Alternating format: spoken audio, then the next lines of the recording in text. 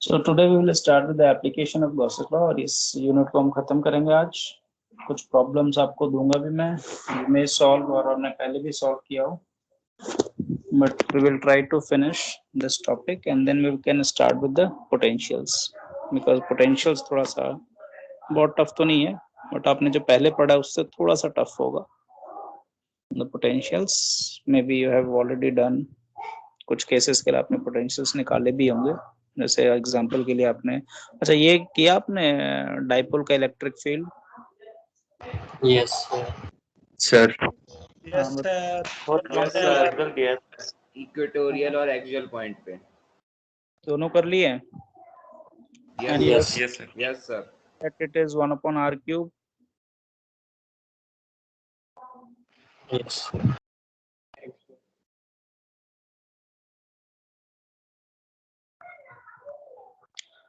So the use of Gauss's law, that is actually, it is something which is parallel to the Coulomb's law. कोई ज्यादा फर्क नहीं दोनों में, बस मेथड डिफरेंट है, but the outcome will be the same. हम उसमें भी हम फोर्स निकालते हैं या इलेक्ट्रिक फील्ड निकालते हैं Coulomb's law को यूज करके, यहाँ पे भी हमने फोर्स या फील्ड ही निकालना है using Gauss's law. Gauss's law is much more convenient. It is easier to perform when you are doing the calculation.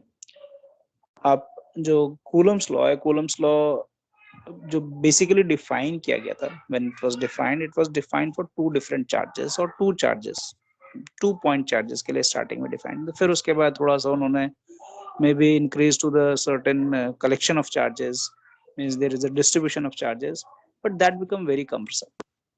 तो आप Coulomb's law को देखोगे तो थोड़ा सा difficult है, और जब हम Gauss's law को चेक करेंगे और जब उसको अप्लाई करेंगे, जो हमने केसेस पहले भी किए हैं, लाइन चार्ज डेंसिटी के लिए किया था, सरफेस चार्ज डेंसिटी के लिए किया था, तो वहां पर हमने पूरी कैलकुलेशन की थी। We are taking a point, वो पॉइंट का डिस्टेंस कितना है, आपके किसी भी चार्ज का वेरिएशन है वहां से कितना डिस्टेंस है, फिर उसका हमने कोसाइन फैक्टर लिया, फिर उसको इंटीग्रेट किया या मल्टीप्लाई किया, जो भी किया, डिवाइड किया, whatever we have done. तो हमें एग्जैक्टली वेक्टर के फॉर्म में ही चलना है। थोड़ा सा लेंदी है, बहुत ऐसा भी नहीं कि डिफिकल्ट है, but it is quite lengthy. Here we have some more easier way to solve the same thing. We will find the electric field due to line charge density, we will find the electric field due to the surface charge density, we can find the electric field due to a point charge. अगर कोई point है वहां पे charge है, उससे भी हम electric field निकाल सकते हैं, and we can do for certain more different cases, but that will be easier for you to using to find any electric field using Gauss's law. But the Gauss's law is basically used for certain symmetry. It is not used for any case, but we need to have certain symmetry. आपको कोई भी problem होगा, जो भी example आपको given होगा, उसमें कोई ना कोई सिमेट्री होगी, means there will be some symmetrical, means you can have certain order, you will find certain order. In that case then you can apply the Gauss's law very easily. अगर symmetry नहीं है, बिल्कुल random case है, random abrupt कोई picture आपका है, abrupt charge density का कोई वेरिएशन है, then you won't be able to apply this. थोड़ा सा मुश्किल हो जाएगा, तब आप वापस Coulomb's law पे ही जाओगे। बट Coulomb's law और ये दोनों मोर लेस पैरेलल हैं, और this is a more convenient way for a certain symmetrical system.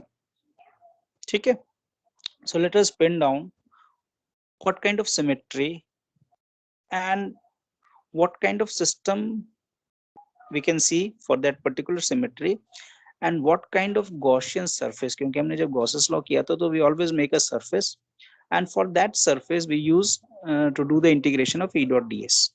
जो आपका एरियल वेक्टर और जो इलेक्ट्रिक फील्ड वेक्टर है उनका एक डॉट प्रोडक्ट करते हैं, जिसमें dot product means you need to, if there is a parallel then you don't need any cosine for factor, because cosine of 0 will be 1, but if you have any theta then you need to use the cosine between your E and ds vector.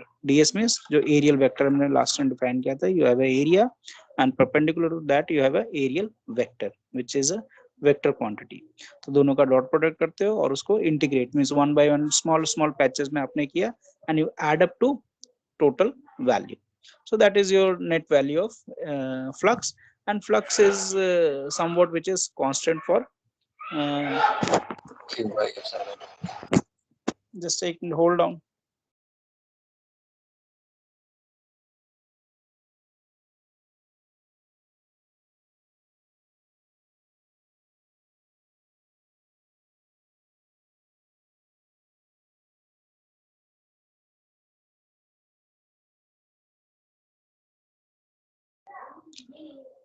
So that flux is roughly equal to some constant number, which is nothing but the total charge divided by epsilon. Okay, so let me just write the symmetric system.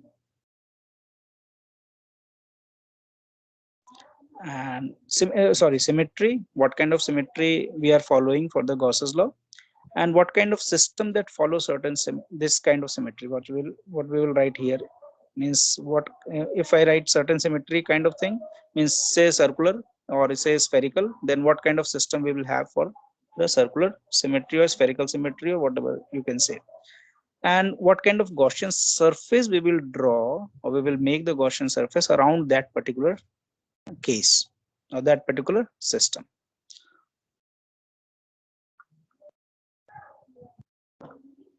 Gaussian surface. So symmetry में हमारे पास, हाँ बोलो sir ये application है, हाँ application ही चल रहा है, एप्लीकेशन ही चल रहा है, and today we will do certain questions also,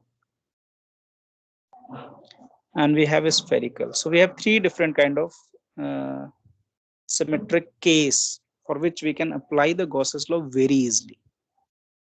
ठीक है, तो हमारे पास ये तीन केसेस हैं जिसके लिए मैक्सिमम हम प्रॉब्लम को सॉल्व करेंगे.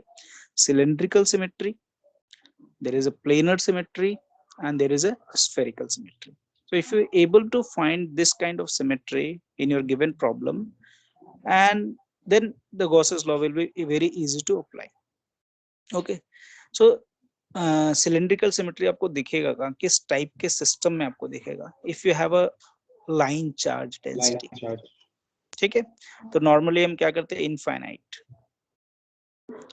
रॉड और से linear length which you have charges, इसको मैंने रॉड लिखा है because this is an infinite rod, means something which is very thin and length is very large, so you can consider that as a line. It doesn't have any two axes, it only have only one axis. तो three access में से उसके पास मान लेते हैं x और y zero है, बाकी z एक्सेस में it has a elongation. So this is something like an infinite rod. And for planar we can consider infinite sheet. So if you have two axes, means this is for one axis. Bolo. Sir, can you please explore the word symmetry? Symmetry is something which is when you take certain, means wherever you stand somewhere, if you are standing here, you look around yourself, means around your any space around you, and if you find certain point in different direction have similar kind of behavior. For example, if you sit in the center of the cylinder, so everywhere when you see, means every point having a certain distance which is r from you. ऐसा नहीं कि एक तरफ आपको r distance के point दिख रहे हैं, दूसरी तरफ पॉइंट दिख नहीं रहे हैं. जैसे मान लो एग्जांपल के लिए symmetry, late us assume a triangular, आपको मैंने बीच में खड़ा कर दिया है और मैंने आपको कहाँ खड़ा किया है, एक ट्रायंगल के बीच में खड़ा किया है. ठीक है, आपको मैंने क्या किया, ट्रायंगुलर सिस्टम लिया और ट्रायंगुलर सिस्टम के बीच में मैंने आपको खड़ा कर दिया. इफ यू लुक अराउंड, मैंने आपको बोला कि आप जरा पॉइंट ढूंढो, और सारे पॉइंट के एक एग्जांपल है सिर्फ इक्वी डिस्टेंस पे प्लेस्ड है, you will see it is not placed. मिलेगा आपको. If U turn around 360 degree with a small angle, if you try to see कि मैं एक particular distance को मैं measure कर रहा हूँ, मींस ट्रायंगल के किसी point को measure कर रहा हूँ, तो जैसे जैसे आप move करोगे ना, you won't find a similar value. ठीक है, you won't find a similar value. अब मैं सिलेंडर के बीच में अगर खड़ा करता हूँ और फिर मैंने पॉइंट में मार्क किया जिससे भी मैंने सिलेंडर बनाया, तो आप जिधर भी देखोगे you will look similar kind of thing. कोई वेरिएशन आपको नहीं दिखेगा. You won't be able to see any variation, है ना. आपको मैं सिलेंडर के बीच में रख दूं तो आपको लगेगा सभी जगह सेम ही चीज है, कोई फर्क ही नहीं सारी जगह, everything is everywhere it is similar. तो कुछ ऐसी सिमेट्रीज होती हैं that we have to find. तो सिलेंड्रिकल सिमेट्री हम फाइंड कर सकते हैं। Planar means you are standing somewhere, you look around your sheet and it is similar, means everywhere. जैसे आप एग्जांपल एक ग्राउंड में खड़े हो, बहुत बड़ा ग्राउंड है आपका, तो कहीं पे भी देख लो आपको एक यूनिफॉर्मिटी दिखेगी कि मैं कोई डिस्टेंस लेता हूँ, एक पर्टिकुलर डिस्टेंस पे, दूसरे डायरेक्शन में मुझे एक पॉइंट मिल रहा है, उतने डिस्टेंस पे मुझे मिल जाता है, तीसरे डायरेक्शन में देख रहा हूँ उसमें भी मिल रहा है। It is something like when you place yourself somewhere and looking everywhere around you, if you find similar thing, some kind of thing, theta मिल सकता है आपको similar, length मिल सकता है similar, even phi direction मिल सकता है similar, या कोई और quantity similar मिल सकता है, then it is called a symmetric something. You can relate the word symmetry. अगर direction wise variation है किसी quantity का, then it is not a symmetrical system. Clear? Okay, sir. Yes, sir. Air is a symmetrical system for epsilon value. जो आपका epsilon not आप रखते हो ना परमिटिविटी, तो परमिटिविटी में आपका जो एयर है, एयर में आप किसी भी डायरेक्शन में जाओ, परमिटिविटी वैल्यू की जो वैल्यू होगी that is not going to change. तो air will be a symmetrical system for epsilon. अब मैं वो कोई फिगर के अराउंड नहीं जा रहा हूँ, अब मैं दूसरे सेंस में जा रहा हूँ, जिसको हम सिमेट्रिक तो नहीं कहते हैं, but it is something like related to symmetry. And for certain crystal, और if you go in a wood, किसी वुड में अगर ई की वैल्यू कैलकुलेट करो, एप्सिलॉन की वैल्यू कैलकुलेट करते हो, तो direction wise it is changing. तो परमिटिविटी जो होती है ना, जरूरी नहीं कि हर समय सेम होगी हर डायरेक्शन में, तो direction wise it can change. Air में वो सेम हो सकता है, किसी क्रिस्टल में वो एक्स में डिफरेंट होगा, वाई में डिफरेंट होगा, जेड में डिफरेंट होगा, तो दैट इज नॉट सिमेट्रिक। इसको क्या कहते हैं इस तरह के क्वांटिटी को? हम अगर फिगर्स की बात करते हैं, किसी ज्योमेट्रिकल फिगर की बात करते हैं, तो सिमेट्री वर्ड बोलते हैं। लेकिन अगर किसी दूसरे प्रॉपर्टी की बात जो कि ज्योमेट्रिकल नहीं है, for example I am giving example of epsilon not. Epsilon not is not a constant number, it varies for material to material, even it varies with the direction also in materials. So ऐसे चीजों को हम क्या बोलते हैं? जब हम किसी फिगर से रिलेट नहीं कर पाते हैं, बट कोई क्वांटिटी है जो वेरी कर रही है इन सर्टेन डायरेक्शन, वो भी सिमेट्रिक ही है, बट वो सिमेट्रिक वर्ड ना करके हम वहां पे एक नया वर्ड हम इंट्रोड्यूस करते हैं। What is that word? Symmetric का पैरेलली हम लोग समझ लो कि सिमिलर वर्ड जैसा ही है। Uniform sir. यूनिफॉर्म तो बहुत ही सिंपल हो, तो स्कूल में पहनते हो तुम लोग। थोड़ा साइंटिफिक बताओ। यूनिफॉर्म, यूनिफॉर्म तो अब जाओगे एनडीए में तब पहनोगे।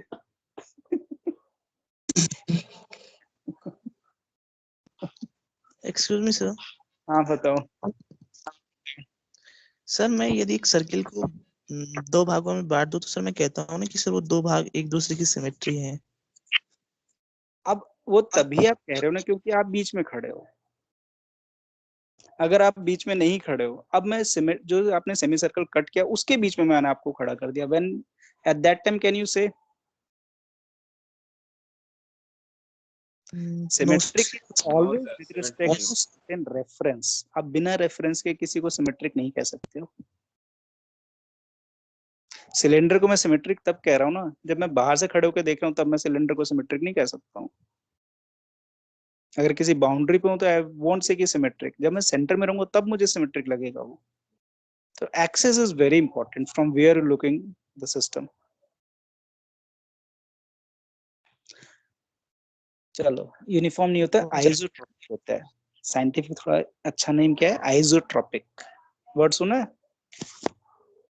Yes, sir. Yes, sir. Density of air is isotropic. Everywhere it is quite similar. Isotropic is something which is symmetric kind of thing, but it is not related to geometry, but it is a different property. उसको हम isotropic कहते हैं, symmetric नहीं कहते हैं। तो sir epsilon एक isotropic quantity है? नहीं, anisotropic quantity है। For air it is isotropic. Everywhere it will be same. Vacuum it is isotropic. For certain crystal and certain material, it changes with direction. x में अलग होता है, y में अलग होता है, z में अलग होता है, x y प्लेन में अलग होता है, y z प्लेन में अलग होता है, z x प्लेन में अलग होता है। लेकिन सर जभी तो अलग होगा जब मटेरियल की डेंसिटी वेरी कर रही है ना। डेंसिटी कह लो या उसका चार्ज अरेंजमेंट कह लो, कुछ भी कह लो, बट अगर हम मटेरियल डेंसिटी कांस्टेंट रखें मटेरियल की तो एप्सिलॉन भी कांस्टेंट होगा ना। बिल्कुल, वो तो आपके चार्ज के प्लेसमेंट पे ही है ना। जैसे कोई एटम है, एटम का फॉर्मेशन आप करते हो, फिर एटम के बाद उससे आप मॉलिक्यूल बनाते हो, मॉलिक्यूल से फिर आप उसको पूरा एक क्रिस्टल या कुछ एक सिस्टम बनाते हो, तो उसमें बहुत सारे मॉडिफिकेशन हो जाते हैं when you make a crystal और when you make a material. जब आप गैसियस फेज से लिक्विड से फिर सॉलिड में जाते हो तो उस मटेरियल में चेंजेस होते हैं। There are some local property which modify that particular thing. Crystals होते हैं उसमें बहुत सारे डिफेक्ट होते हैं, हमें दिखने में लगता है कि बड़ा सिमेट्रिक है। If you pick a crystal of a salt, it is very symmetric, but there may be certain defect within that crystal. So that defect can also change the value of epsilon naught in that particular direction. तो हम ये नहीं कभी कहेंगे कि अगर हमने system को बिल्कुल यूनिफॉर्म बनाया तो एप्सिलॉन नॉट ऐसा होगा। यूनिफॉर्म बना ही नहीं सकते उस सिस्टम को। There will be certain order of defect, certain change in the order of arrangement, so there will be certain things that is going to change, and that changes actually change your epsilon. So epsilon जब कभी आता है isotropic quantity or it is an anisotropic, and it is an anisotropic for most of the cases. ठीक है, clear? Yes sir yes sir. Excuse me, sir. हाँ बोलो। Sir, two objects are symmetric, then these objects can be called congruence. अब ये तो geometry में घुसते जा रहे हो धीरे धीरे, फिर कॉन्ग्रुएंस और फिर क्या क्या पूछोगे, फिर हम सिमिलर ट्रायंगल प्रूव कर दें। यस सर अब प्लीज कंटिन्यू। कॉन्ग्रुएंस पे मैं नहीं जा रहा हूँ। सिमेट्रिक मींस अभी के लिए समझो कि आप जब भी किसी पोजीशन पे खड़े हो, if you look around yourself, if it looks similar in all the direction, then you can call that system is a symmetric. Sir, similar or congruence? Similar. मैंने सिमिलर तो नहीं बोला, मैंने तो कॉन्ग्रुएंस तो वर्ड मैं यूज ही नहीं कर रहा हूँ। I'm not using congruence word. It looks similar, same. I will say same. चलो सिमिलर भी हटा देते हैं, सेम कर देते हैं,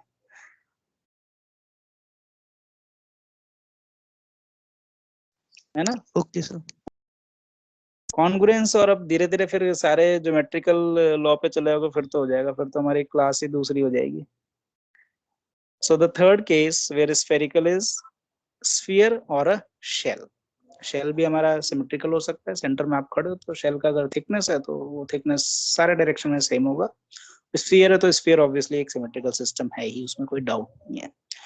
okay, so what kind of Gaussian surface we will draw for these cases. हमारे पास ये तीन केसेस है, इन्हीं तीन केसेस को हम डिस्कस करेंगे, उससे ज्यादा केसेस पे नहीं जाएंगे, ठीक है। So we will discuss only these three cases which follow certain symmetry, that is planar, cylindrical and spherical symmetry. What kind of surface we will draw for these cases? So for Gaussian surface, for this case, first one means cylindrical symmetry है और infinite rod है, so we will make coaxial cylinder.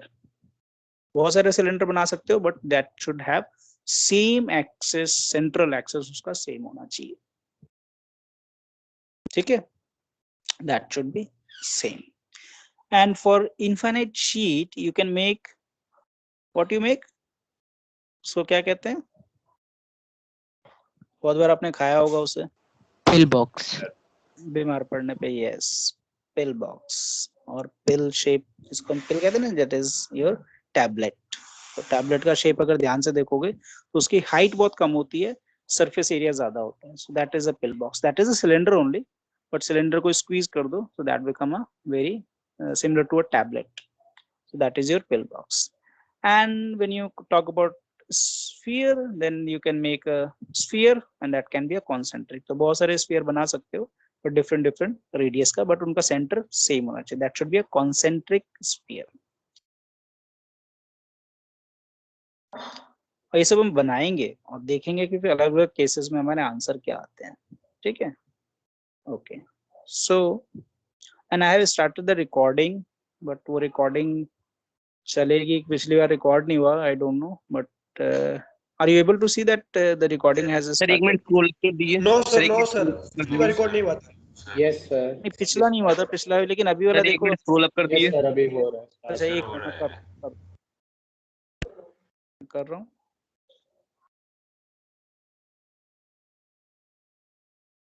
But please check कि ये recording start होगी। इसमें time नहीं दिखा रहा मेरे पास, बट sir, रिकॉर्डिंग हो रही है। हैज स्टार्टेड, है ना? Yes sir. वो टाइम लास्ट में Yes, दिखाएगा sir. ना, कितने देर का रिकॉर्ड होगा। लास्ट टाइम मुझे लग रहा है डाउट ये हुआ है कि बच्चों ने बहुत पहले क्लास स्टार्ट कर दी थी। क्लास दिखा रहा था 3 घंटे की और रिकॉर्डिंग 2 घंटे का, तो मे बी दैट में हैव कंफ्यूज। तो जब क्लास स्टार्ट होती है तभी से रिकॉर्ड होगा, और जितने देर का हमने शेड्यूल किया है may be only that time which can be recorded. तो थोड़ा सा कंफ्यूजन उसमें हो गया था। Okay, should I give you the steps how we perform the Gauss's, means how we apply the Gauss's law, और उसको समझाने की जरूरत है या सिर्फ मैं वैसे ही समझा देता हूँ सिर्फ वर्बली? स्टेप्स And भी then दे दो और समझा भी दो सर। ओके, स्टेप्स और समझा दो। चलो मैं लिख देता हूँ वन बाय वन, कि कल को कोई और भी डिफरेंट सिस्टम आता है तो then you can, what you can do, you can apply using those steps. तो सबसे पहले तो आपको सिमेट्री आइडेंटिफाई करना है। You have to identify the symmetry which is associated with your charge distribution. तो ऊपर जो टेबल है उस टेबल को देख के समझ सकते हो। तो first you have to identify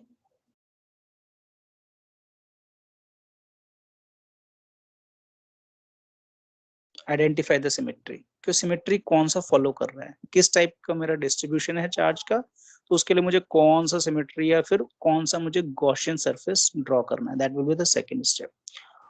means second is determining the direction of electric field and Gaussian surface on which the magnitude of E is constant। कोशिश हमें ये करना होता है, हम सरफेस कुछ भी बना सकते हैं। लास्ट टाइम भी हमने डिस्कस किया था कि the total integral E dot ds, which is actually total flux, the total flux is always constant irrespective of the size of this whatever the closed surface you have selected and irrespective of the shape। तो ये हमने पहले ही prove कर लिया। अगर हमने ये prove कर लिया है तो अब इसको हम बार बार यूटिलाइज नहीं करेंगे। मीन्स इसको हम दिमाग में रख लें कि हाँ, शेप और साइज से कोई मैटर नहीं करता है। तो हमें बनाना क्या है, किस टाइप का बनाना है? We have to make such kind of surface on which, means whatever the surface you have made, उस सरफेस में कुछ पार्ट हो सकते हैं। जैसे स्फीयर है, स्फीयर में सरफेस मोरलेस एक जैसा ही है, they are at equidistance from the centre point. तो वहां पे हमें कंफ्यूज होने की जरूरत नहीं, वहां पे सारे इलेक्ट्रिक फील्ड की वैल्यू भी सेम होगी, because all the surface are equidistance, means the electric field around particular surface will always be equal because it is 1/r²। तो सारे सरफेस ही जितने भी स्मॉल पैचेस होंगे दे आर इक्वी डिस्टेंस, तो मेरा electric field का constant value होगा throughout the surface. दूसरा जो केस है that is cylindrical and then you have pill box. दोनों में सिमिलर काइंड ऑफ पिक्चर है, दोनों सिलेंडर ही हैं, बट एक सिलेंडर बड़ा है, एक सिलेंडर छोटा है। तो जब सिलिंड्रिकल सरफेस हम ड्रॉ कर रहे हैं तो सिलिंड्रिकल सरफेस में भी we are keeping in the mind कि जो सरफेस हम फॉर्म कर रहे हैं उसमें electric field around that surface should be same. एक बार जब हमने लॉ डिफाइन कर दिया कि भाई शेप और साइज से मैटर नहीं करता, आप कितना भी बड़ा सरफेस बना लो, it will not going to change your flux, total flux, and shape is also not going to change, then you have to just keep in the mind कि मुझे ये सरफेस ड्रॉ करना है जिसपे कि मेरा इलेक्ट्रिक फील्ड सेम हो। क्योंकि इलेक्ट्रिक फील्ड भी अगर वेरी करेगा ना तो इंटीग्रेशन विल बिकम डिफिकल्ट। फिर तो हम कूलम्स लॉ यूज कर लें, फिर क्या फर्क पड़ता है? गॉसेस लॉ तो हमें तब बेनिफिट है ना जब हमारा शॉर्ट हो गया और कम हो गया स्टेप्स। तो बेटर है कि we have to make a surface in such a way that electric field should be constant. So this is what you have to keep in the mind कि आपको E कांस्टेंट रखना है throughout the surface.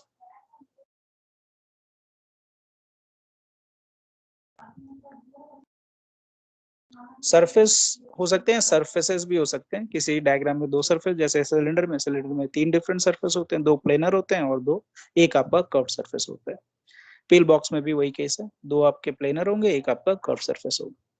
तो आपको ये देखना है कि इलेक्ट्रिक फील्ड कांस्टेंट होना चाहिए थ्रू आउट द सरफेस और थ्रू आउट द सरफेसेस। अगर 2 डिफरेंट सरफेस है तो दोनों में इलेक्ट्रिक फील्ड वेरी कर सकता है, बट उस पर्टिकुलर सरफेस के लिए इट शुड बी कांस्टेंट।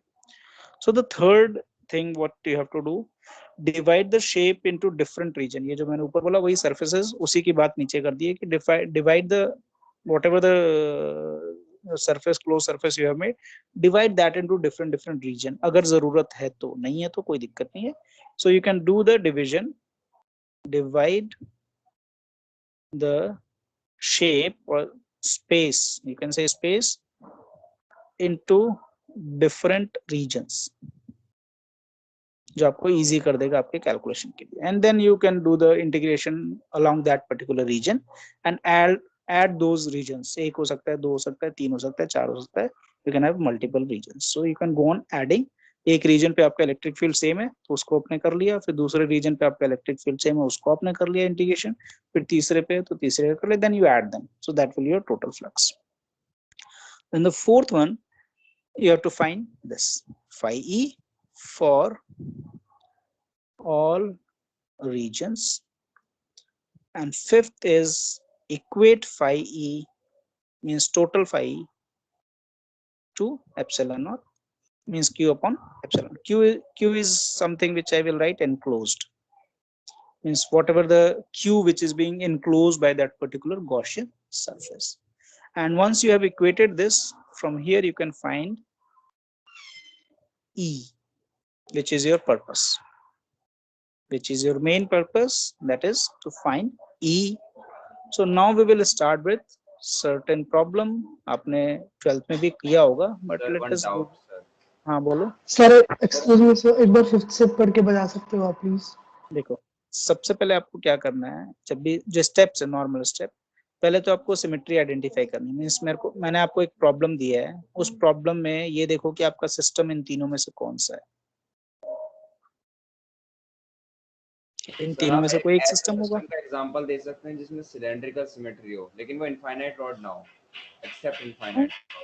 वो रॉड आपने छोटा कर दिया, बट वहां पे प्रॉब्लम ये आएगी, जो आप बाउंड्री पे आप जाओगे ना, तो बाउंड्री पे electric field is not going to be constant. Then it won't be useful to use a Gauss's law. वहां दिक्कत आएगी. बिल्कुल ड्रॉ करके देख सकते हो, अगर मैंने रॉड छोटा कर दिया तो या तो गॉसियन सरफेस आप बहुत छोटा सेलेक्ट करोगे.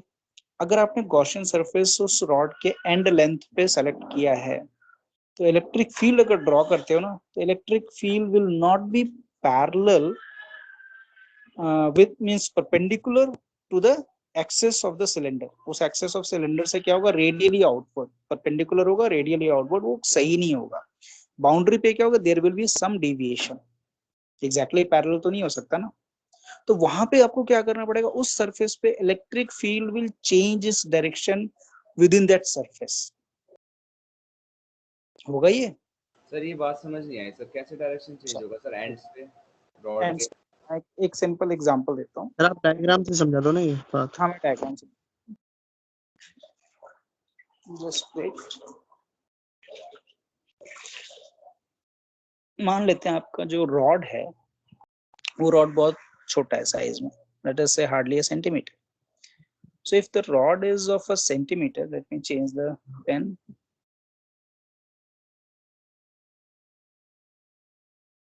Okay, so let us take this one.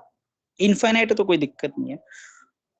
अगर ये आपका रॉड एक लिमिटेड लेंथ का है, then electric field normally it will be upward, means radially, सारे डायरेक्शन में होगा. बाकी डायरेक्शन हमसे नहीं बन पाएगा यहाँ पे. मतलब if you make 3 dimension, then it will be within the your laptop and coming out of the laptop also, and up and down सारे जगह radially. But at this point the direction will be something like this, because आगे कोई charge नहीं है ना, तो इस electric field Yes. को ये यहाँ से बेंड होने में कोई नहीं रोकेगा, because it will, all the electric field line, whatever, if you assume कि there is a certain number, if they are not exactly real, but if you assume, then they will try to repel each other. जितना gap होगा, जितना उसको space मिलेगा, उतने space में वो अपना एक्सपेंशन करेगा, पूरे स्पेस को ऑक्यूपाई करेगा. तो एट द एंड इस पॉइंट पे, और अब आप क्या करो कि इस पे आपने गॉसियन सरफेस क्या बनाओगे, सिलेंडर बनाओगे, because this is a linear charge, so you will make a cylinder. तो जब सिलेंडर आप ड्रॉ करोगे, तो सिलेंडर आप मान लेते हैं आपने इस लेंथ के अकॉर्डिंग ही कर लिया. For example, you have made a surface which is of similar length of this, whatever the line charge you have, then can you see on this surface and on this surface? Even for this curved surface also, I have not drawn, but there will be some kind of electric field in this direction also.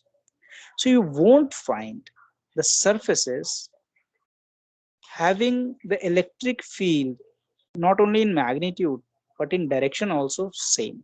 यहाँ पे कहीं आपके पास थोड़ा सा variation आ जाएगा, तो आपको इसको स्मॉल स्मॉल पैचेस में चेंज करना पड़ेगा, और हर पैच में कोसाइन फैक्टर विल चेंज।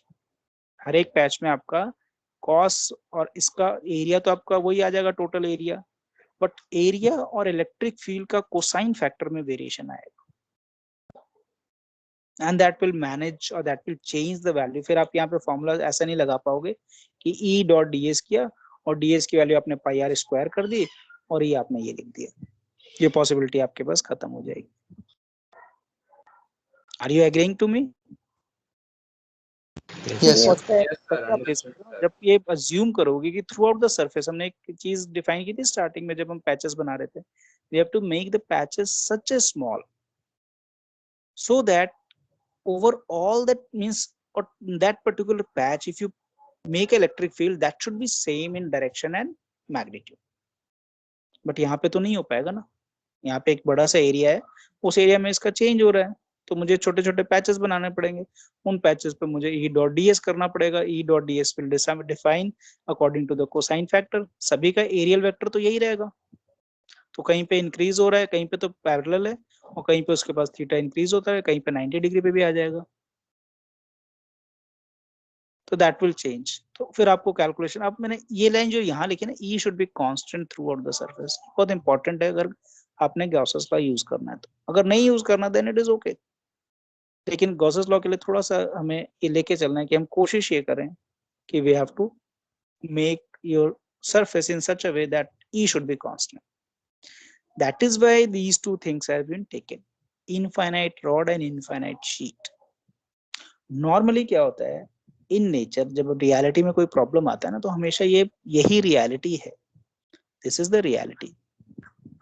आपके पास छोटी शीट नहीं होती, छोटा रॉड नहीं होता है। फॉर एग्जाम्पल आपका जो ये है वायर जो इलेक्ट्रिक फील्ड को कंडक्ट करते हैं, वो भी बहुत लंबी लंबी वायर है। कोई चार्ज स्प्रेड है किसी पर्टिकुलर स्पेस में, they are very in a large value, जो जहाँ पे इफेक्ट कर रहा है वो इफेक्ट आपको देखना है बहुत छोटे डिस्टेंस पे। इवन इस केस में वर्क कर सकता है if you take, for this case means if your rod is of a limited length, then you take a Gaussian surface of a very small dimension, then you can apply. उसमें आप cylinder का size means radius आप बड़ा रख सकते हो, but length should be at least 100 times less than your that value. वहां पे आप कह सकते हो yes, I can find the electric field around this very easily using Gauss's law. ठीक है, तो यहाँ पे आपका चेंज हो जाएगा। चेंज होगा कैसे? क्योंकि आपका इलेक्ट्रिक फील्ड और जो एरियल वेक्टर है वो सेम नहीं हो रहा है, सेम डायरेक्शन में थ्रू आउट द सरफेस वो नहीं हो रहा, तो we have to make the patches, and फिर पैचेस में आपको कैलकुलेशन करनी पड़ेगी। Clear? Yes, sir. Clear, sir. Yes, sir. Okay, so steps is very simple, steps में कुछ नहीं करना है, एक सेकेंड होल्ड करना है बेटा।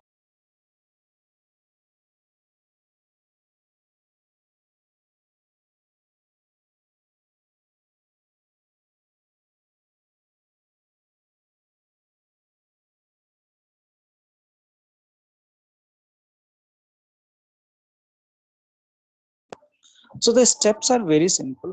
First, you have to identify the symmetry.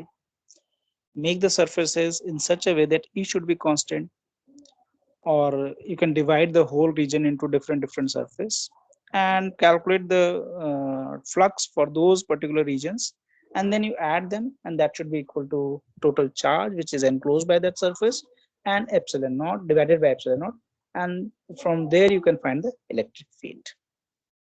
अब मैं नीचे कर लूं इसको स्क्रॉल। Yes, sir. सर हाँ बोलो।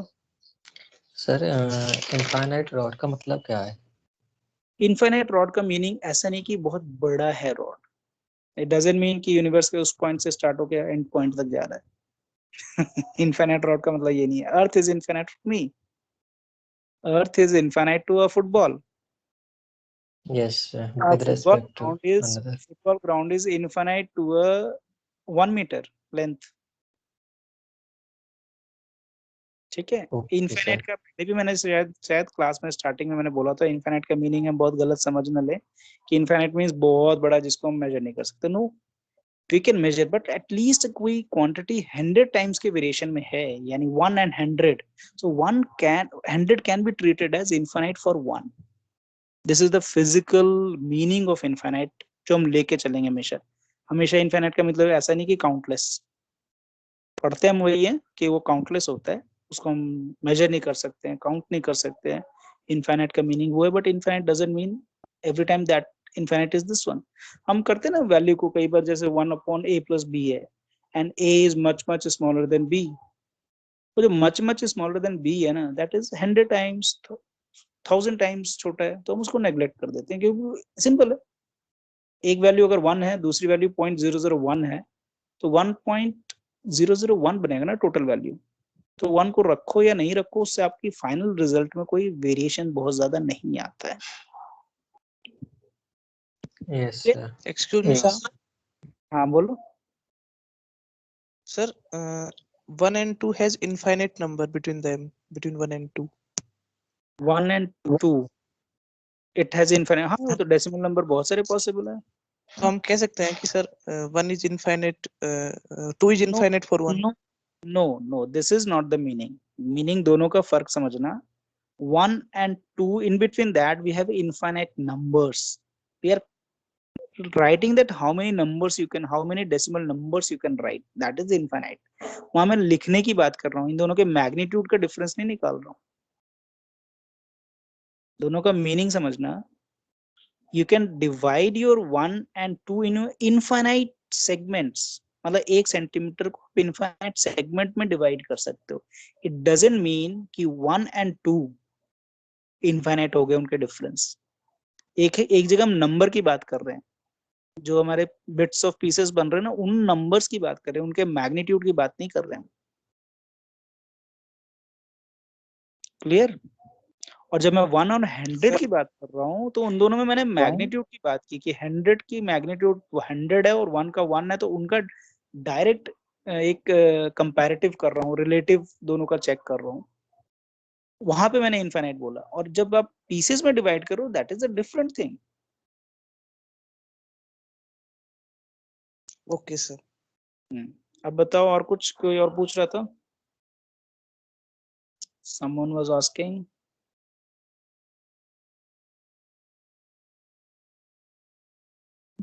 बोलो. Sir rod is infinite to with. Rod कुछ भी ले किसके? लो, बिल्कुल हो सर, सकता है. आपके लेंथ के अकॉर्डिंग इनफाइनाइट हो सकता है, बस के लेंथ के अकॉर्डिंग इनफाइनाइट हो सकता है, कार के लेंथ के अकॉर्डिंग इनफाइनाइट हो सकता है. Okay sir. एक चींटी के अकॉर्डिंग इनफाइनाइट हो सकता है ना. हाथी इज इनफाइनाइट टू चींटी due to sorry, infinite line charge, line of charge लिख देते हैं, line of charge. Okay, so the electric field due to infinite line charge, but we are not finding as we have done earlier. भी हमने ये case किया है, हमने एक लेंथ बनाया, उस पर पॉजिटिव चार्ज रखे हैं और at a distance we are finding the electric field. हमने डी बनाया था, फिर आर बनाया था, फिर उसके बाद हमने बाकी चीजें की थी. ठीक है, जो वेक्टर के फॉर्म में हमने किया था. इलेक्ट्रिक फील्ड का जो डायरेक्ट फॉर्मूला है, we have used that formula to find the electric field at a distance from a linear or line of charge. Okay, so we have this line of charge that is this length, which is going to infinity. Not infinity means countless, but very large. अब clear है infinity का meaning? ये और भी वैसे infinity के लिए I can No, share sir. a video and he has explained the infinity, how we can define infinity. There is no particular definition, but there is some kind of definitions we can use for infinity. तो आप चाहो तो video में share करूंगा, तो आप देख सकते हो. सर एक बार कर लो सर वीडियो। क्लास के बाद देख लेना। ग्रुप पे शेयर कर अभी नहीं, देना वो सर। आराम से घर पे देखना, क्लास के बीच कुछ नहीं है। That is at the end, और आराम से आपके वीकेंड में देखना। वीकेंड में लॉकडाउन हो गया ना कई जगह, तो वीकेंड का यूज करना। Delhi yes sir. ओके। हमारे थोड़ी हुआ है सर। नहीं, हमें दिल्ली में हो गया है, मुंबई में हो गया सर क्लासेस चलेंगे? है। हाँ, तो चलेंगी। क्या हमारी चलेंगे चलेंगी, हमारी क्लासेस तो चलेंगी सर, हमारी क्या छुट्टियां। क्लासेस? वीकेंड का मतलब ये का मतलब ये नहीं कि ऑनलाइन नहीं लेना है, ऑनलाइन तो सब चलता रहेगा। ऑनलाइन का नहीं है कुछ भी, ऑनलाइन में सब काम वैसे ही चलते रहेंगे। Okay, so I'm making certain patches and we are assuring ourselves that electric field is, means I'm just taking certain, say this is S1, this is S2 and this is S3. So three surfaces, एक आपका curved surface area जो आपका cylinder है ना, S1 जो आपको दिख रहा है, जो रेडियस से डिफाइन हो रहा है, और उसका एक पर्टिकुलर लेंथ भी ले सकते हो। That is you can take a length. आपने सिलेंडर ऐसा ना बना लो कि वो भी इनफाइनाइट हो जाए, तो फिर दिक्कत हो जाएगी। So that is a length L हमने, this is your Gaussian surface, this is your imaginary, कोई रियल सरफेस नहीं है, just we have imagined a Gaussian surface which is covering this particular line charge density. और linear charge एक है जो कि किसी वायर पे प्लेस्ड हो सकता है, किसी वायर पे तो नहीं होना चाहिए, it should be a non conducting system. Wire पे होगा तो क्या हो जाएगा, क्या प्रॉब्लम हो जाएगा? चार्ज डिस्ट्रीब्यूट हो जाएंगे charges will go at the end of the wire, end of चले जाएंगे, कुछ आधे उधर चलेंगे, आधे इधर चलेंगे, बीच में कुछ मिलेगा ही नहीं। तो हमें थोड़ा सा ध्यान रखना है कि कंडक्टिंग ना हो, it should be a non conducting. Conducting में क्या होता है, they just repel each other, and conducting means they can flow, they can easily travel. तो जितना दूर हो जा सकते हैं एक दूसरे से, they will go away. So they may place at the boundary, फिर उनके पास एक बैलेंस फोर्स हो जाएगा, फोर्स नेट जीरो हो जाएगा सारे चार्जेस पे, तो दे कैन स्टे देयर। कोशिश हम यही करेंगे कि हमारे पास ये हमारे पास नॉन कंडक्टिंग सिस्टम या charges are placed somewhere in a linear fashion. Okay, so we have now this patch, small patch I am taking, and then we can integrate and we will justify ourselves कि उस patch पे जो electric field और aerial vector का direction है, वो सारे patches जो उस particular surface पे, वो सारे patches में same ही case है, तो we can take electric field outside the integration. So from this case, this aerial vector को हम दूसरा सब बना लेते हैं। Let me draw with another pen so that you can identify. This is your aerial vector, that is your dA, you can say, for surface 1, and this is your aerial vector. इसका aerial vector कहाँ होगा? This is your cross sectional view, so it should be downward, left side. so this is your dA2.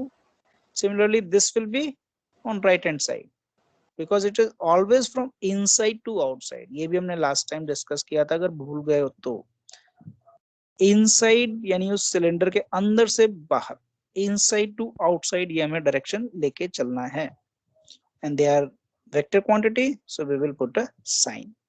And then we have the electric field for all the three cases, means here also we have electric field E1, यहाँ पे कहाँ होगा? A3, same side ऊपर की or तरफ। downward, upward downward upward upward. upward upward. E3 कह लेते हैं इसको। सिमिलरली यहाँ अगर मैंने पैच यहाँ लिया होता, तो नीचे जस्ट अज्यूम कि एक पैच मैंने यहाँ पे लिया है, लेकिन वो उस पैच से कोई फर्क नहीं पड़ेगा, बिकॉज पूरे एरिया पे सिमिलर काइंड ऑफ बिहेवियर है। अपर एंड डाउन में थोड़ा सा फर्क है, but it is quite similar, it is always perpendicular. एक एग्जांपल ले लेते हैं। This also, for this case also, the electric field will be upward, that is E2, and they are vectors, so we will put the vector sign. Vector sign हमेशा exam में डाल देना, जहां भी वेक्टर क्वांटिटी, तो vector sign ऊपर एक arrow बना देना। अदरवाइज कई बार टीचर उस एरो के लिए नंबर काट देते हैं कि इसको वेक्टर नहीं पता है बच्चे को, तो हम ये नंबर काट लेते हैं, एक नंबर। तो try to put arrows everywhere when it is a vector quantity, और पिक्चर में हो या कहीं पे भी हो, डेरिवेशन में हो, तो ट्राई टू पुट दैट। कई बार मिस हो जाता है, बिकॉज वेक्टर कितनी बार लगाएं, बट मिस हो जाता है। but you have to always put the vector sign. Okay, this I will call it as E4, but ये इसका कोई use नहीं है, हम इसको integration में नहीं लेंगे because they have similar kind of picture for this particular surface. तो वहां पे downward क्यों बनाया मैंने? Because the electric field is radially outward from the particular line charge density. Okay, तो नीचे वाले केस के लिए वो नीचे जाएगा, ऊपर वाले केस के लिए ऊपर जाएगा. और कोई अगर 3 डायमेंशन पिक्चर अगर बना सकते तो हमारे पास ये आउटवर्ड भी होता है, इनवर्ड भी होता. But for every patch on this surface और on this surface, what is happening that E and DA are perpendicular to each other. You take any patch, और पैच में हो सकता है इस पैच पे इलेक्ट्रिक फील्ड की वैल्यू डिफरेंट हो, यहाँ जो पैच लोगे उसके इलेक्ट्रिक फील्ड की वैल्यू डिफरेंट हो, यहाँ जो पैच लोगे उसके इलेक्ट्रिक फील्ड की वैल्यू डिफरेंट हो. तो through out the patches electric field की वैल्यू डिफरेंट हो सकती है. बट हमारे पास फॉर्चुनेट क्या है कि दोनों के बीच में हमेशा एंगल क्या होगा, 90 डिग्री होगा.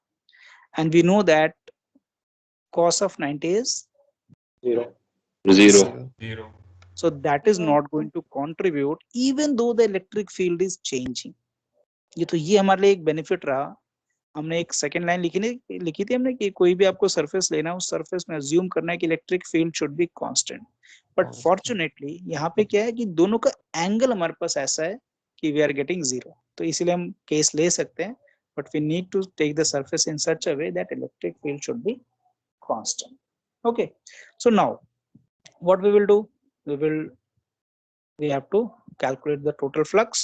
So the total flux will be phi E, which is equal to, or we will call it as total.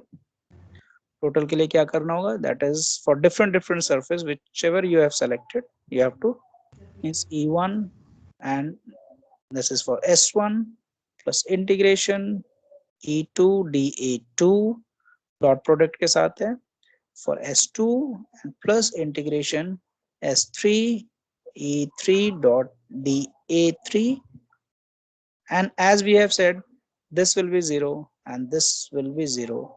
We are left with this one. Why? Because the both are parallel.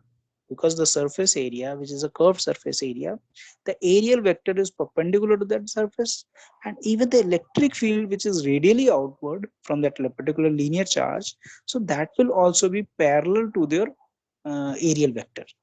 So cosine factor यहाँ पे 0 है, cosine का कोई use नहीं है. We are left with only E1 dA plus 0 and plus 0. That is fine. Sir आपने five से पहले टोटल लिखा है क्या? कहाँ पे? हाँ, ये टोटल लिखा है. That is total.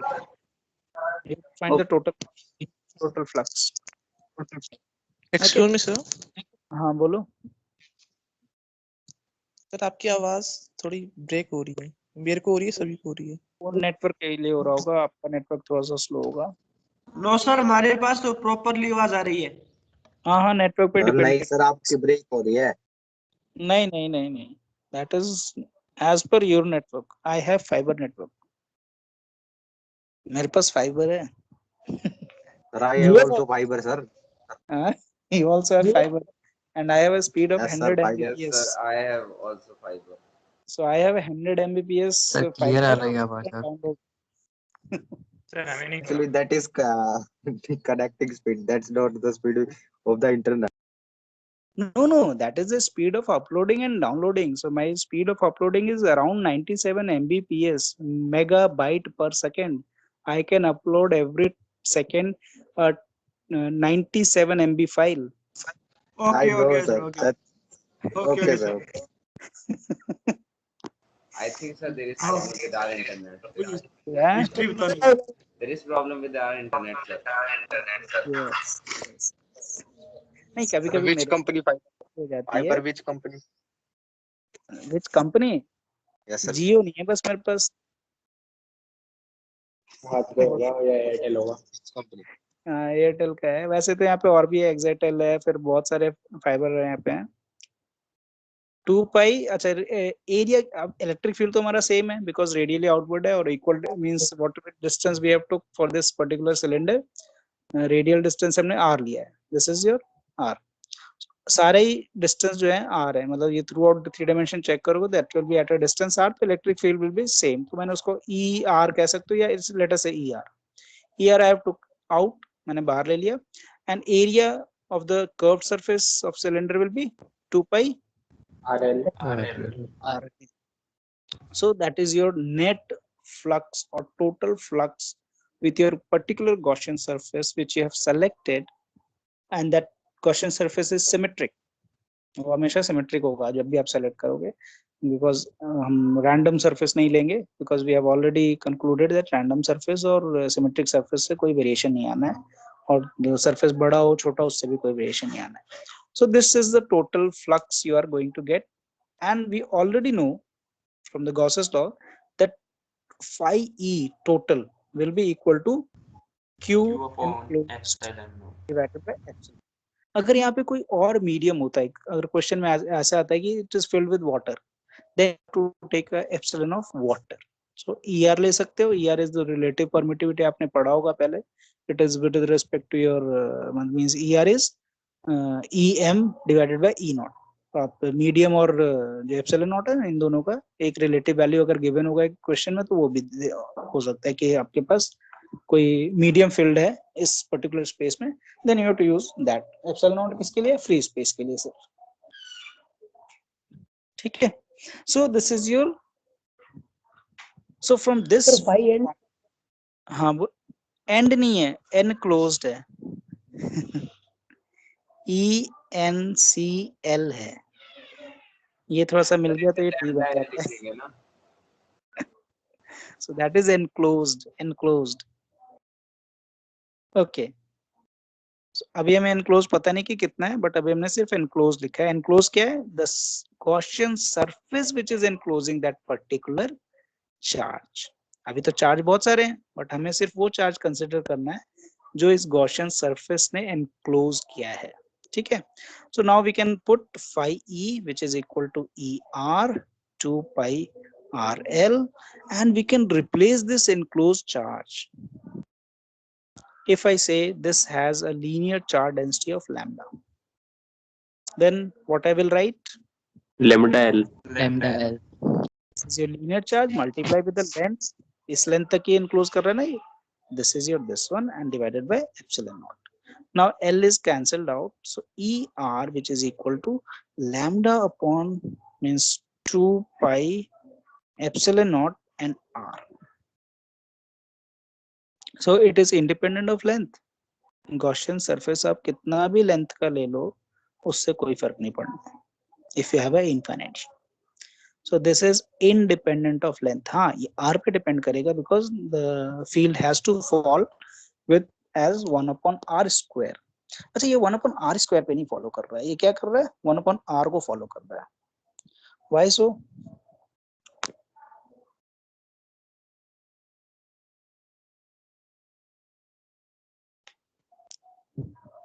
Sir electric field इसका मतलब है कि डिस्टेंस ज्यादा नहीं घट रही है as compare to point charge.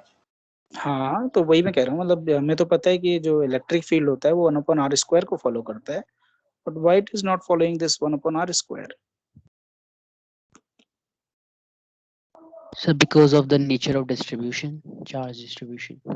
ये तो कह सकते हो because the question as the question is given, but this is not the answer. कह सकते हैं ऑब्वियसली ये ठीक है, नेचर ऑफ डिस्ट्रीब्यूशन का है, बट कैसे है वो, मतलब क्या दूसरा डिफरेंट होता तो 1 upon R square आ जाता.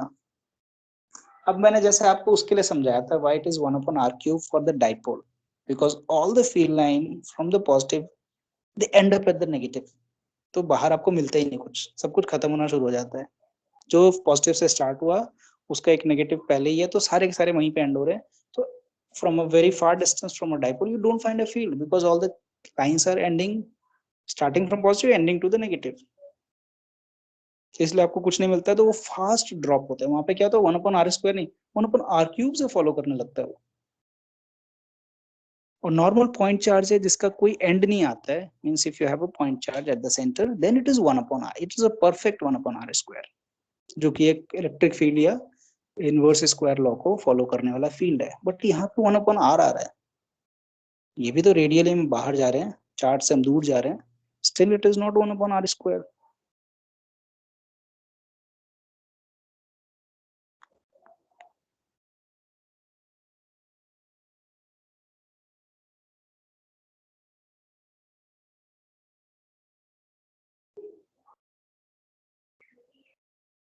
Sir, I have one more reason.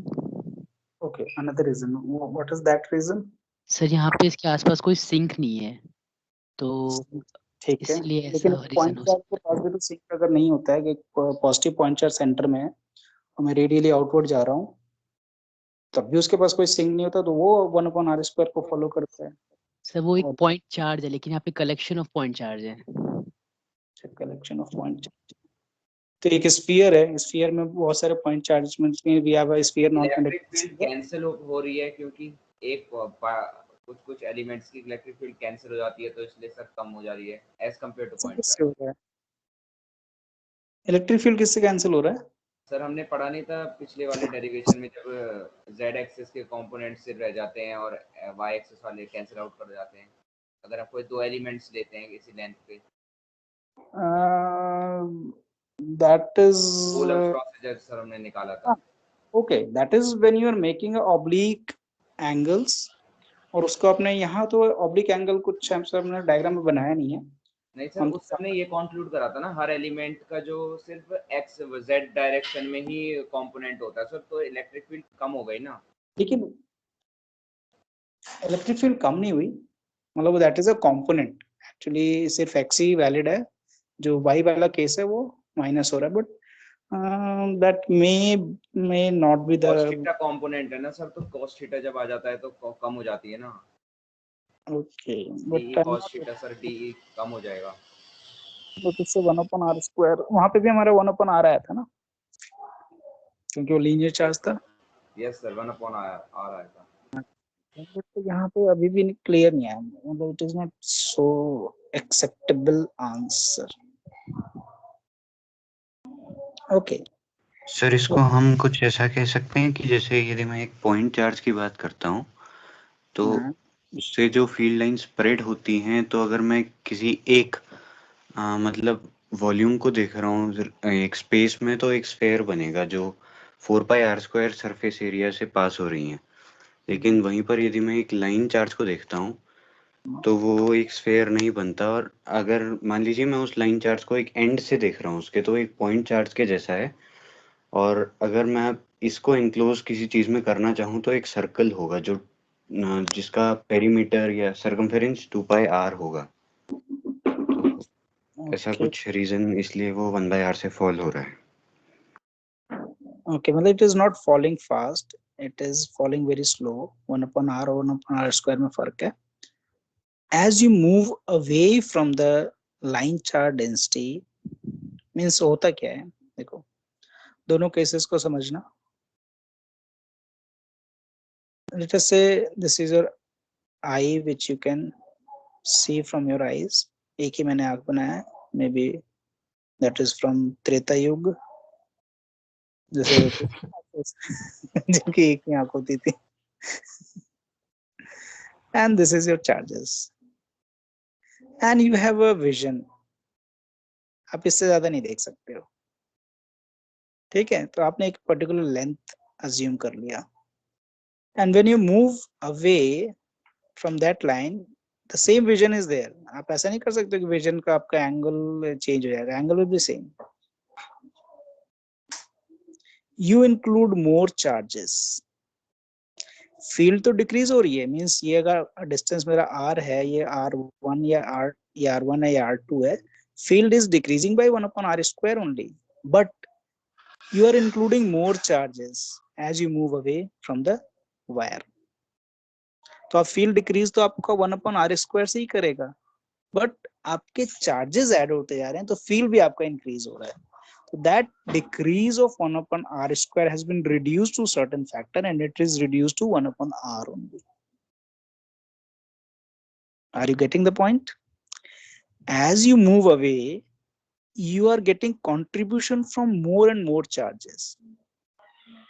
तो फील्ड तो हमेशा 1/r² से ही फॉल कर रहा है, but number of charges increase हो रहे हैं आपके इफेक्ट, आपको जो जहां पे भी आप खड़े हो ना उस इफेक्ट के लिए नंबर ऑफ चार्जेस जो means those are responsible, they are getting increased with certain order. Are you getting the point? या ये कन्विंसिंग नहीं है? Yes sir.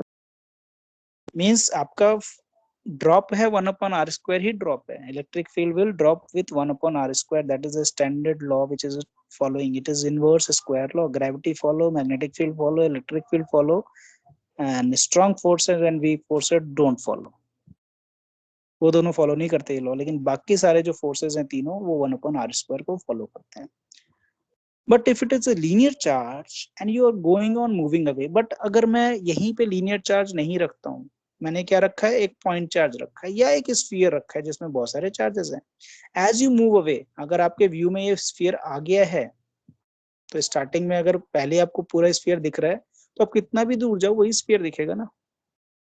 पॉइंट चार्ज है तो वही दिखता रहेगा आपको. बट लीनियर चार्ज में these are goes on increasing. even that is the same logic apply for a sheet of charges. अगर आपका शीट है ना, तो शीट में भी आप जैसे जैसे मूव करते हो अवे, तो आपके वहां पे और पिक्चर थोड़ा सा डिफरेंट हो जाता है, बिकॉज यहाँ पे एक ही लेंथ ऑफ चार्जेस है, मींस एक डायरेक्शन में है, वहां पे दोनों डायरेक्शन में, यानी प्लेनर सेंस में चार्ज इंक्रीज, यानी चार्ज बहुत ज्यादा इंक्रीज हो रहे हैं एज यू मूव अवे. तो we will see a different effect for the sheet case. वहां पे इफेक्ट ही डिफरेंट दिखेगा. यहाँ पे 1/r पे दिखा, जब शीट का केस आएगा ना, that will be a different effect.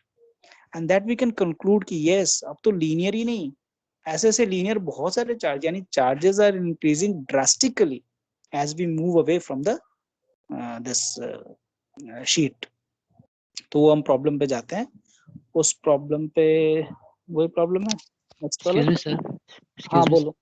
हाँ बोलो sir. If you are so close to the charge spherical shell, तो सर उसमें भी यही होना चाहिए कि कंट्रीब्यूशन कम होगा हमारे व्यू में. यस. अब वो व्यू जो है ना, वो व्यू ये जरूरी नहीं कि आप इतने एंगल बनाओ, दैट व्यू में भी डिफरेंट. वो साइज मैंने जो अभी आपके लिए बनाया है, वो साइज क्या है I don't know, because if you see from your eyes that is around 179 degree. तो आपका जो स्फीयर बनेगा उस डिग्री के अंदर आ ही जाएगा. Are you getting the point? अर्थ नहीं आएगा, लेकिन कोई भी आप स्फीयर बनाओगे ना तो आपके व्यू में आ जाएगा. व्यू आपका कितना होता है, आप ध्यान से देखो. अभी आप सामने बैठे हो ना, आंखों से देखो कि आप कितने डिग्री का देख सकते हो. Around 180 degree. Yes sir. तो वो तो स्फीयर को कवर कर ही लेगा ना. Yes sir. जस्टिफाइड. चले नेक्स्ट पे. Yes sir. ओके. तो हम कैमिलियन नहीं है, छिपकली नहीं है कि हम मोर देन 180 डिग्री देख लें. उसके लिए फिर लीनियर चार्ज कोई मैटर नहीं करेगा, वो सब कुछ देख सकता है आगे पीछे सारे जगह. Okay, let me share another file. So I have to open a new file, blank one, and I have to share that file also so that you will able to see that. थोड़ा fast चलेंगे, मैंने इसमें बहुत time ले लिया आपको linear charge वाले में. आज हम इसको आगे नहीं खींचेंगे, ठीक है? अगर रह भी गया तो जो मैं नोट्स दूंगा उस नोट्स में आप चेक कर लेना. It is not so difficult, but हम बहुत दूर तक नहीं खींच के ले जाएंगे इस टॉपिक को. Okay, so the second one is sir ये टॉपिक हमने 12th में कर रखे हैं, तो काफी बहुत सेम ही है, ज्यादा कुछ वेरिएशन है नहीं बिल्कुल. हाँ, लेकिन ऐसे त्रेता युग की आंखें आपने देखी थी पहले? हाँ बस सर थोड़ा इनसाइट वर्जन ये था. बाकी सर डेरिवेशन तो ऑलमोस्ट सेम. देखो, डेरिवेशन हमें मेमोराइज करना और डेरिवेशन को समझना, दोनों में फर्क है. हमें याद होगा डेरिवेशन. मैं इसलिए तो कह रहा हूँ कि बहुत सारे टॉपिक आपको ऐसे लगेंगे, इवन मैग्नेटिक फील्ड तक, इवन आप चाहोगे ना, आपका जो स्टार्टिंग के 3, 4, 5 यूनिट है वो सिमिलर हैं आपके 12th के बेसिस पे, but you may find something interesting और समथिंग डिफरेंट. बस आपने नेटवर्क थ्योरम थोड़ा सा नहीं किया हुआ है, बाकी सारा टॉपिक आपका कवर्ड है, उसमें कोई ज्यादा डाउट नहीं है, ठीक है। So what ever I would say कि थोड़ा सा इंटरेस्टिंग लगेगा, अगर नहीं लगता तो मैं उसमें कुछ नहीं कर सकता हूँ, बट आई विल ट्राई कि थोड़ा सा इंटरेस्टिंग लगे। Okay, now the problem is if you have electric field due to a charged cylinder. अब ये linear charge नहीं है, there is a cylinder which is charged. It can be conducting, it can be non-conducting. दोनों cases हो सकते हैं, but answer दोनों में different आएंगे. Conducting में different answer आएगा और non-conducting में different answer आएगा. Let us assume कि वो cylinder मेरा थोड़ा बड़ा है at least, और मुझे Gaussian surface जो लेना है उस cylinder के अंदर लेना है, बाहर का सब कुछ सिमिलर बिहेवियर आएगा जैसे आपको लीनियर चार्ज का आया था, but with in that cylinder अगर आप उसके अंदर जाते हो एक चार्ज सिलेंडर के अंदर, and then you make a Gaussian surface, and what kind of surface you can make within a cylinder is again a cylinder.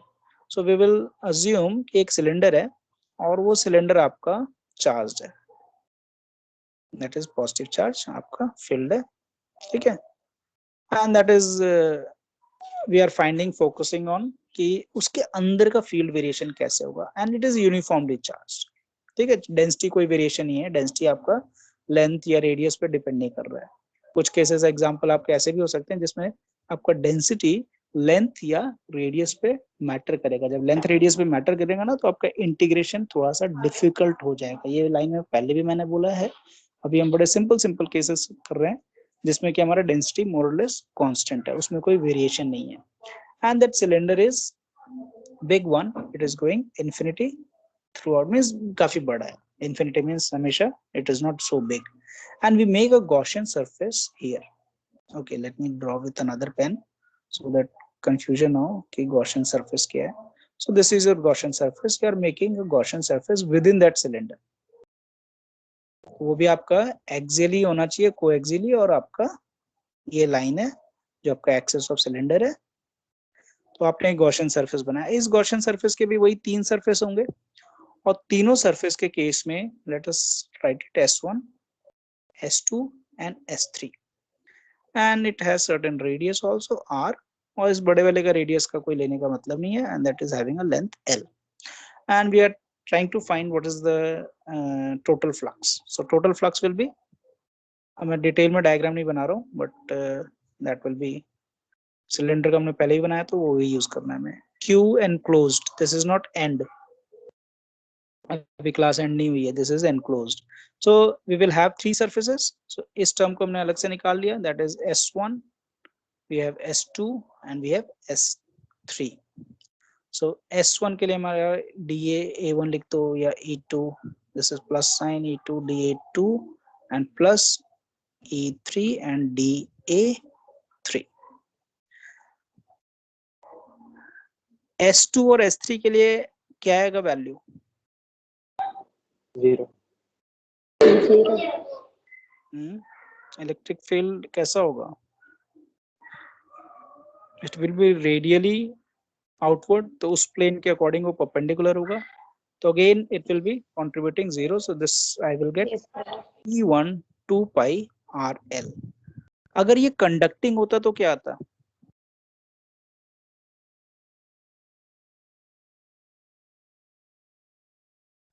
तब 0 नहीं होता सर। फिर क्या होता?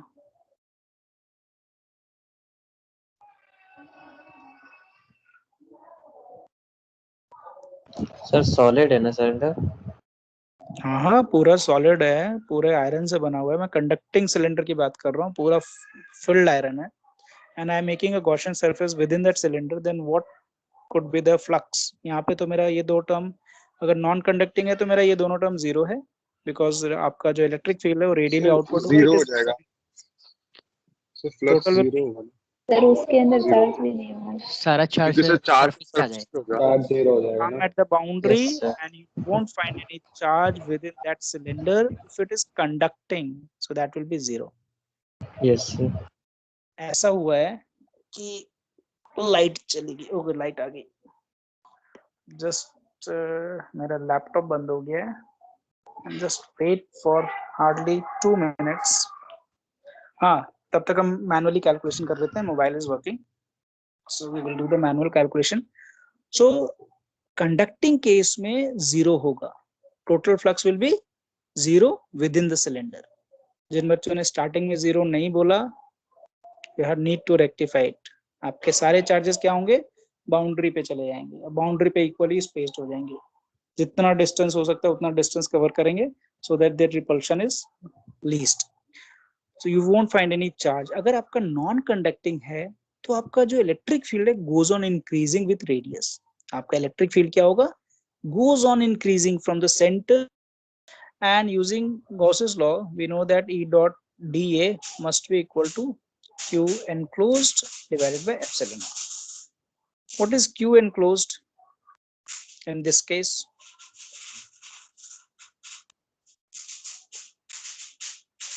The charge inside the Gaussian surface.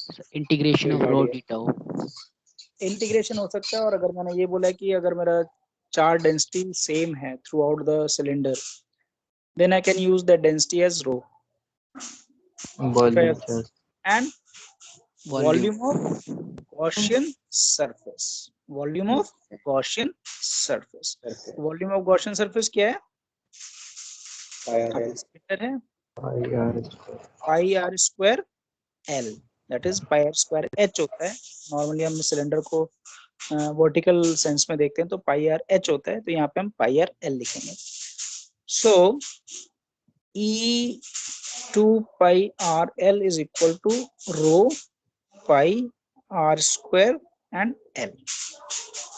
So this will give me E as, एक r तो cancel हो जाएगा तो एक r बचेगा, L कैंसिल हो गया, pi कैंसिल हो गया, rho बच गया, and divided by 2 epsilon naught. Can you see this electric field, which is E is directly proportional to R? It is again a different thing. It is not 1 upon R square.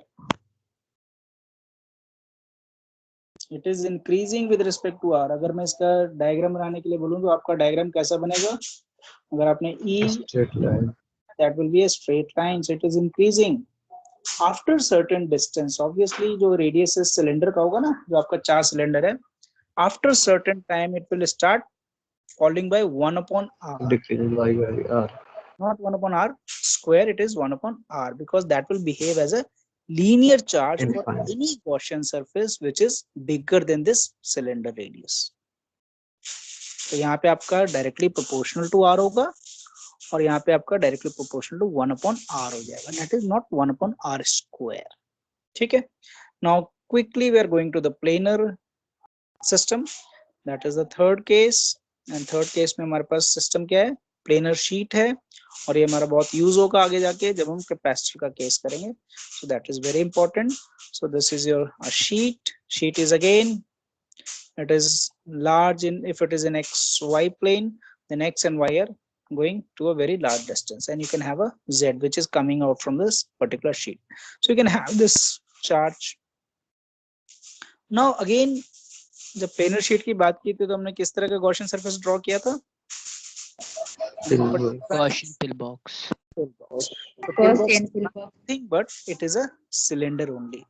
But pillbox कैसा होगा? इस sheet को cross करेगा. Pillbox कैसा होगा? इस sheet को cross करेगा. तो नॉर्मली हम यूनिफॉर्म लेते हैं, जितना वो ऊपर है उतना ही वो शीट के नीचे भी है. So let us draw that pillbox that is like a cylinder. जो नीचे है आपका डॉटेड लाइन से है, और वो डॉटेड लाइन से आपका नीचे दिख रहा है. So that is just like a cylinder, and this is your,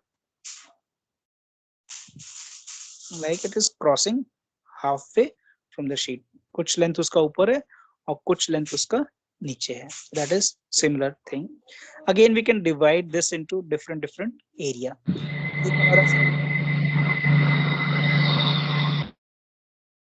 And one which is this area, and one we can have anywhere on this surface which is curved surface.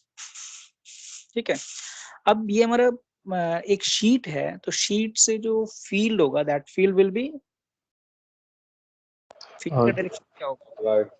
Upward upward and downward. नीचे जाओगे तो downward दिखेगा आपको, ऊपर जाओगे तो upward दिखेगा।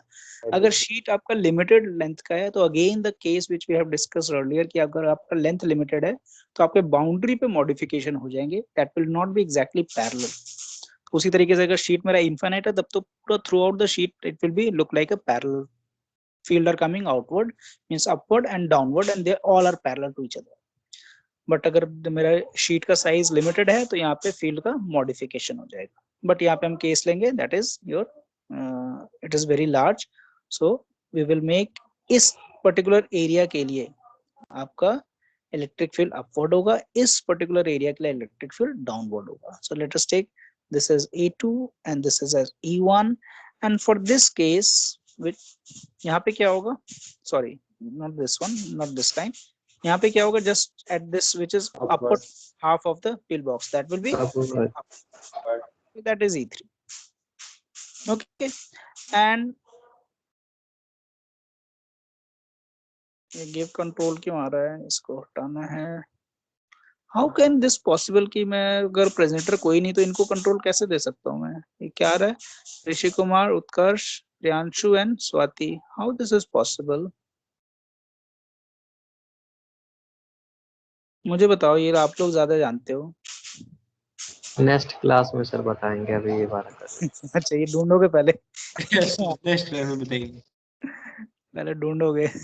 Okay, this is I am drawing the area, this is E2, sorry A2, this is your DA1 and for this case it will be radially outward. तो आपका क्या होगा, यहाँ पे आपका radially outward होगा, that is your aerial vector, so this is DA3. Okay, and this is your actually the Gaussian surface which you have selected.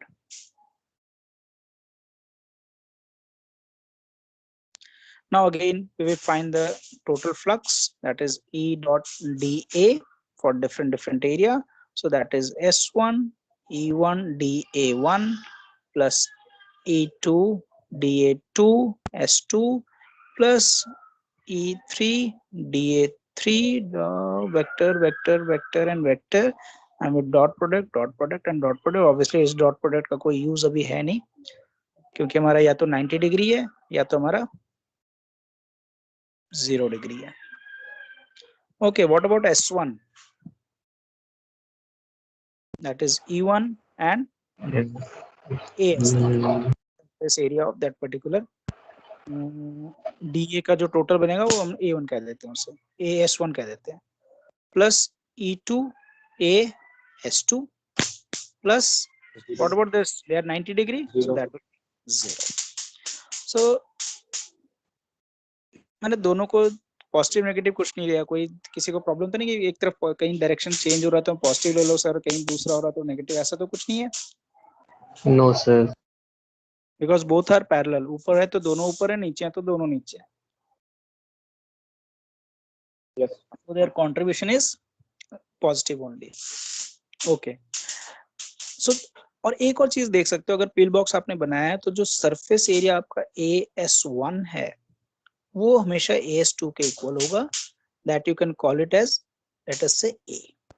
Peel box cylinder बनाया तो सिलेंडर में ऊपर का जो आपका क्रॉस सेक्शनल जो आपका व्यू होता है वो सेम ही एरिया का होगा, उसमें कोई फर्क नहीं होगा, so that let us say it is A.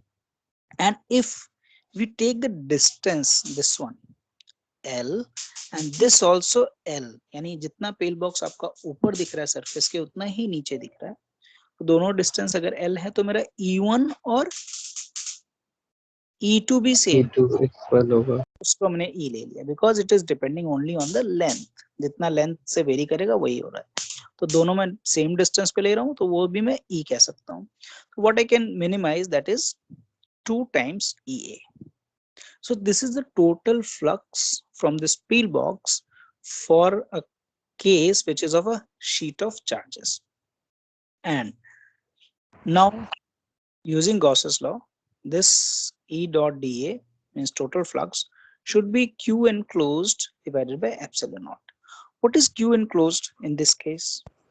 surface density, Surface density. Sigma A.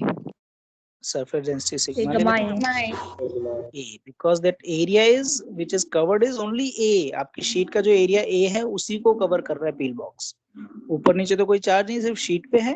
तो शीट का जो भी आपका चार्ज डेंसिटी होगा सिग्मा, नॉर्मली हम सिग्मा ही यूज करते हैं, और multiply with A which is the area which is being covered by this pale box, this closed surface, and this we have already found. So 2EA is equal to sigma A, sorry, 1 upon epsilon naught. So E is equal to sigma to independent of length, independent of radius, anything. अब कोई geometrical factor यहाँ है ही नहीं, it is constant. Again the same thing, as you move away you are able to view more and more charges, and the charges number is increasing drastically. पहले सिर्फ length पे increase हो रहा था, अब वो एक ही लेंथ पे नहीं, ऐसे से बहुत सारे लेंथ एक साथ इंक्रीज हो रहे हैं as you move away. So 1 upon r square का वेरिएशन है, बट वो काउंटर अटैक हो रहा है, उसको हम नेगेट कर रहे हैं, और नेगेट भी इतना कर रहे हैं कि बिल्कुल 1 upon r square आपका r square पे डिपेंड हो रहा है। तो आपका क्या हो रहा है, केस आपका सिंपल इंडिपेंडेंट ऑफ डिस्टेंस हो गया। As you move away, it is hardly changing. बिल्कुल सेम है, कहीं पे भी चले जाओ, कितना भी दूर चले जाओ, इलेक्ट्रिक फील्ड में कोई वेरिएशन नहीं आएगा। Is it clear? But एक चीज लिख सकते हैं कि ये तो हमारा वेक्टर क्वांटिटी है, बाकी सारे केसेस में कुछ ना कुछ आ रहा था, जैसे या तो 1 upon r पे डिपेंड कर रहा था या तो r पे डिपेंड कर रहा था, तो वहां पे यूनिट डाल सकते हो r यूनिट वेक्टर कि जो रेडियली आउटवर्ड है तो it is r unit vector. यहाँ पे इधर वेक्टर कहाँ है, एन कैप लिख देंगे सर। एन कैप लिख सकते हैं, लेकिन मैंने इसीलिए जानबूझ के ऊपर मैंने क्या बनाया था, एक 3 डायमेंशन के लिए आपको एक्स वाई, अच्छा यहाँ पे नहीं पिछले केस में बनाया था, that was I am writing, sorry ये सिलेंडर आ गया, अच्छा मैंने यहाँ पे ये रहा दिस वन, एक्स वाई, अगर इस प्लेन में आपका शीट है तो आपका z डायरेक्शन में आपका इलेक्ट्रिक फील्ड होगा। तो n cap it is good कि वो परपेंडिकुलर है, otherwise you can write k unit vector, क्योंकि सिग्मा पे तो आप नहीं लगा सकते ना वेक्टर, एप्सिलॉन नॉट पे वेक्टर नहीं लगा सकते हो, तो आपको एक अलग से लिखना पड़ेगा this one, and you can write if z is greater than 0 and minus sigma upon 2 epsilon naught, magnitude में कोई फर्क नहीं है but direction wise it will be opposite for with respect to k unit vector. तो आपको ऐसे लिखना चाहिए कायदे से when you are discussing electric field due to a sheet. Is it clear? Yes sir. Next problem is uniformly charged sphere. वो हम discuss नहीं करेंगे because that is the simplest case. उसमें कुछ भी नहीं करना है, यूनिफॉर्मली सॉरी करना है, वैसे तो डिफरेंट रीजन का आप निकाल सकते हो। Let us discuss that also. एक बार डिस्कस कर लेते हैं, फिर मुझे एक डिस्कस करना है शेल का, और क्या डिस्कस करना है, spherical shell of hardly any thickness and one which is a spherical shell of a certain thickness. ये दो केस मुझे डिस्कस करना है, बिकॉज शेल में थोड़ा सा फर्क होता है बट उसमें ज्यादा फर्क नहीं होता है, उसको हम जरा फास्ट मोड में डिस्कस करते हैं। जो हमारा sphere है, that is conducting sphere. So this is your fourth, I think fourth case, which is your conducting sphere. Means you have a sphere and of radius say capital R, and you can make different Gaussian surface. यहाँ पे क्या कर सकते हो, एक आपने Gaussian surface बार बना सकते हो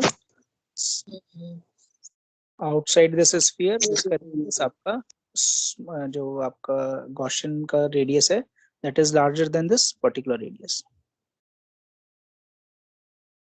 सो this is your R, and one you can make with in the sphere also. तो हम दो रीजन ले सकते हैं, एक और रीजन भी ले सकते हो विच इज योर बाउंड्री, तो ये केस भी आप ले सकते हो। You can discuss R is less than R, you can discuss R equal to R, you can discuss R greater than R. तो तीन केसेस के लिए आप डिस्कस कर सकते हो, ये बहुत ही सिमेट्रिक है, इसमें कुछ ज्यादा करने की जरूरत ही नहीं है. जो the first which is the case which is external point, this one, E dot ds या dA which is equal to q enclosed divided by epsilon naught. What is this one? Very simple. If you take this as a sphere and this sphere is equidistant from the center because it is a sphere, obviously sphere of the equidistance, ये उसके सारे जो surface जो छोटे छोटे patches हैं, they are all equidistant. So electric field throughout the surface area of the sphere that will be same. तो उसको आप बाहर ले सकते हो और सिर्फ delta s या ds का आपने integration किया तो that will be your surface area of the sphere. So it is very simple. सबसे simple case है ये.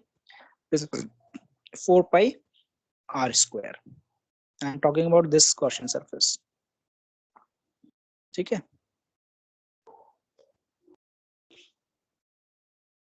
So this will be equal to how much? Q enclosed क्या होगा यहाँ पे? वॉल्यूम रो भी Rho into be volume volume of 4 pi r cube. of the 4 pi charge. 4 pi capital R square. 4 pi. 4/3 pi r cube. Oh sorry, 4 by 3 pi r cube. r cube. जो भी रो होगा उसमें आपने वॉल्यूम, क्योंकि volume आपको totally लेना है because this one, this total volume, and divided by epsilon naught. So this you can easily write as whatever you can write. क्या बन जाएगा फॉर्मूला? इसको चाहो तो आप टोटल चार्ज भी लिख सकते हो. This is your q total जो भी इसमें है, that is 1/4 pi epsilon naught q total upon r square. It is simplest form जो आपका एक्चुअली आता है किसी भी कूलम के केस में, या कैसा भी जो आपका सिंपलेस्ट एक पॉइंट चार्ज है ना, पॉइंट चार्ज का बिहेवियर आपको शो होता है. Let me open the another file, क्योंकि शेल मुझे डिस्कस करना है, शेल पे मुझे जाना है. ये आपने बहुत अच्छे से कर रखा होगा तो इसमें हम ज्यादा डिस्कशन नहीं करेंगे. We will discuss 10 minutes about this. बोलो बोलो जल्दी. सर जैसे सेंटर ऑफ मास होता है, फिर सेंटर ऑफ चार्ज भी होता है. सेंटर ऑफ चार्ज का यूज क्या होगा बताओ? कोई यूज होगा? सेंटर ऑफ चार्ज निकाल के क्या करो? चार्ज घूमता है, चार्ज को रोटेट ले सकते हैं. हो सकता है, बट उसको क्या करोगे? Is that have any use on the motion? जब चार्ज मूव कर रहे हैं तो उसके सेंटर ऑफ चार्ज का कोई रोल है?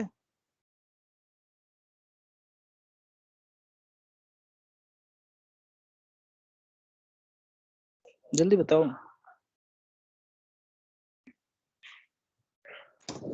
सर नो, नहीं है ना? नहीं सर. इससे आगे give control. Why I will give control? ये बार बार क्यों आता है? Okay, R equal to R. Again, very simple. That is 1/4 pi epsilon naught Q total divided by capital R square. R square. अब हम R equal to R लिख रहे हैं तो capital R square. And inside, when R is less than R, then E dot dA which is equal to Q enclosed. अब हम enclosed लिखेंगे, total नहीं लिखेंगे, upon epsilon naught. Q enclosed, अब आपका फॉर्मूला थोड़ा सा यूजफुल हो जाएगा. If density is there 4/3 pi small r cube. जो हमारा गॉसियन है ना, छोटा है गॉसियन सरफेस, अब आपके R से छोटा है तो that is 4/3 pi r cube small. ठीक है. So that is here. Yes, And this formula will be again E will not going to change because sphere है तो E का वैल्यू सेम होगा. So this is 4 pi small r square. So E will be equal to, this two term are equal, so that is rho 1 means 4 pi epsilon naught तो आपका आएगा ही आएगा, क्योंकि आपका ये r स्क्वायर है, ये आपका r क्यूब है, तो ऊपर एक r आ जाएगा.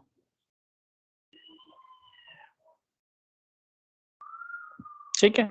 और इस रो को आप थोड़ा सा और मॉडिफाई कर सकते हो.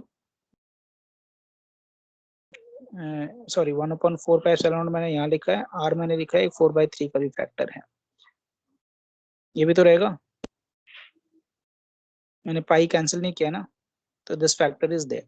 Yes, But what sir. you can write, this rho you can write as, if you know about total charge, then total charge divided by, if it is uniformly distributed, then it will be 4/3 pi capital R cube.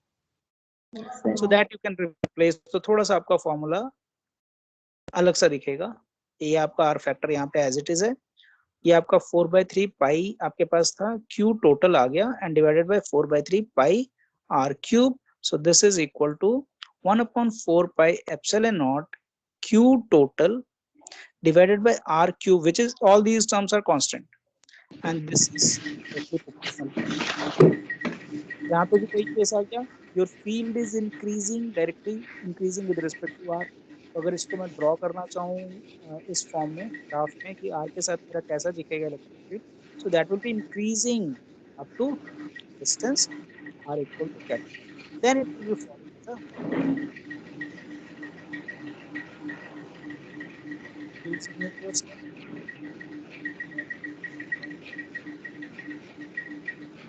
Mute yourself.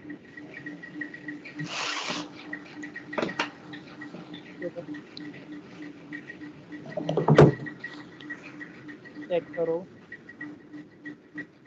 Who is unmuted?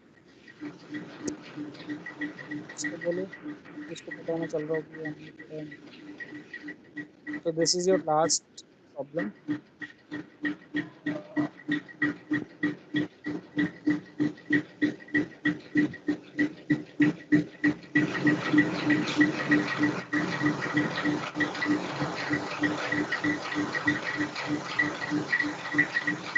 Sir आप mute कर दो. Sir meeting mute करवा दो. Sir आप ही कर दो. कर दिया हो मैंने, गया. कर दिया, है ना. हिमांशु यानी सुन ही नहीं रहा है. हिमांशु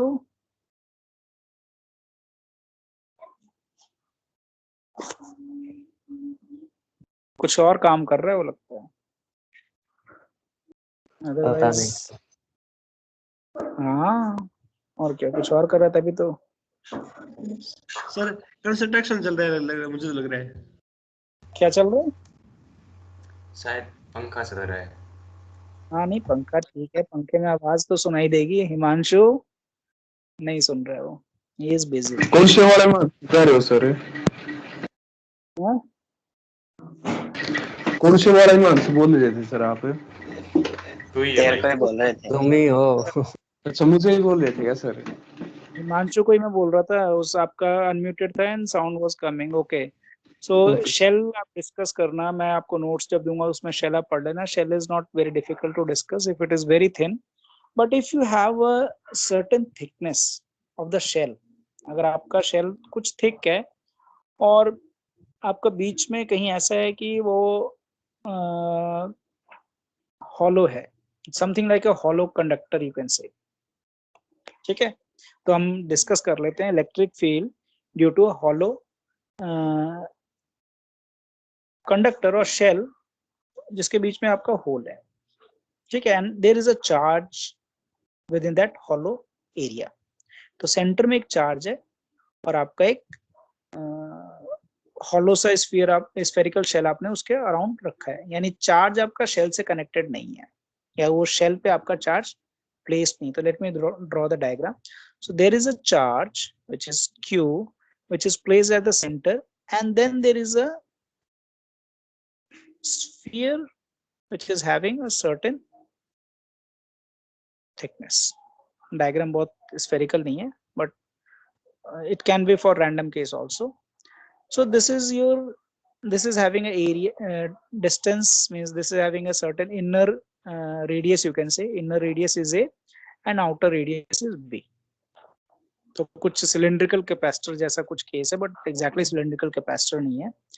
एंड सेंटर में आपका एक चार्ज है, and then you are asked to find the electric field at 3 different region. So let us make the Gaussian surface, and spherical है तो हम स्फेरिकल ही बनाएंगे क्योंकि हमारा केस स्फेरिकल है. तो हम first this one which is with in the hollow area. आपका जो हॉलो वॉल्यूम है ना, वहां पे एक आपका गॉसियन सरफेस है। फिर एक सरफेस आपका spherically which is in between A and B, and then there is one other surface which is outside this system. तो तीनों केसेस के लिए आपको let us assume this is a first region, this is a second, this is your third. For all these three cases you have to find the what you have to find? You have to find the electric field. So let us do one by one. If R is less than A, यानी पहला case हमारा, जब हमारा जो Gaussian surface है within that hollow आपका जो area ना, within that cavity, hollow ना कह के you can say that is cavity. So उस शेल के अंदर एक छोटा सा कैविटी है, उसके अंदर आपने एक छोटा सा गॉसियन सरफेस बनाया है which is only covering the positive charge. So that is very simple. Electric field will be 1 upon 4 pi epsilon naught 1 upon r square, और मतलब 1 upon ही यहाँ पे q आ जाएगा, and which is r unit vector. ये करने की जरूरत तो है नहीं, बहुत सिंपल है। यहाँ पे आप e dot ds करोगे, e will be same, और ds यानी एक रेडियस ले लो r, you take this as r, हर एक केस के लिए हम r लेंगे, but r are different for different sphere. So 1 upon r square 4 pi r square आ जाएगा, और दूसरी तरफ आपका टोटल चार्ज q है, q by epsilon naught आ जाएगा। तो ये फॉर्मूला आपका आ जाएगा, इसमें कुछ ज्यादा करने की जरूरत नहीं है। Second case, if r is means between a and b, आपका ये सेकेंड वाला, ये जो सेकेंड वाला आपको दिख रहा है, second one, in that case E dot ds which is equal to q enclosed divided by epsilon naught. What is this term? Again this term will be same thing, इसमें कोई ज्यादा फर्क नहीं because radially है, so that is 4 pi r square. What is this one? Zero. Sir, conducting है sir outer पे. Yes, that shell is conducting. Sir zero होगा फिर. Zero तो होगा, but how we will say zero?